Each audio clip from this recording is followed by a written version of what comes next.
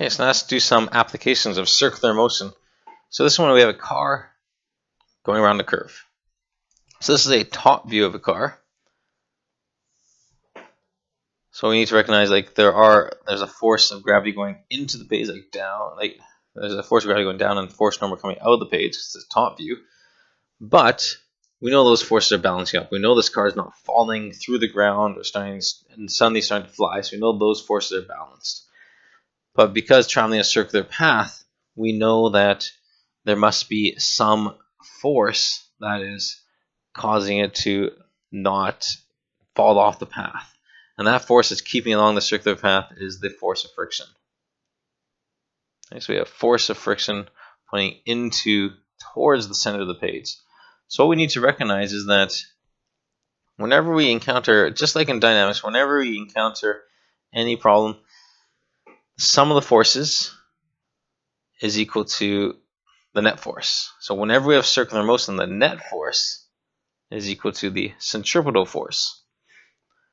So in this case, we have, okay, so we have sum of the forces is equal to, sorry, I should say F net. Let's go with F net actually.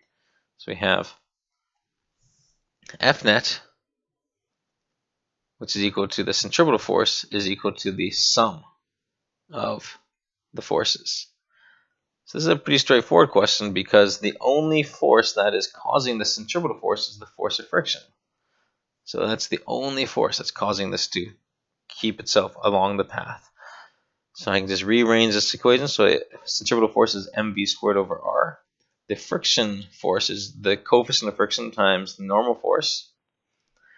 Again, there's no weird force in the up and down direction. Normal force is equal to force of gravity. So you get mv squared over r is equal to the coefficient as mass times gravity.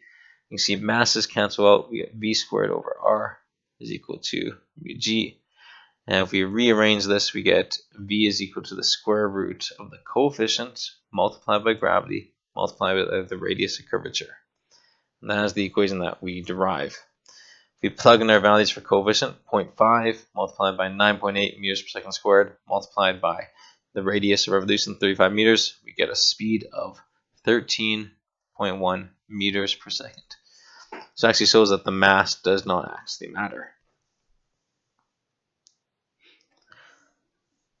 If we scroll down now to the second question, pretty much the exact same, very similar question.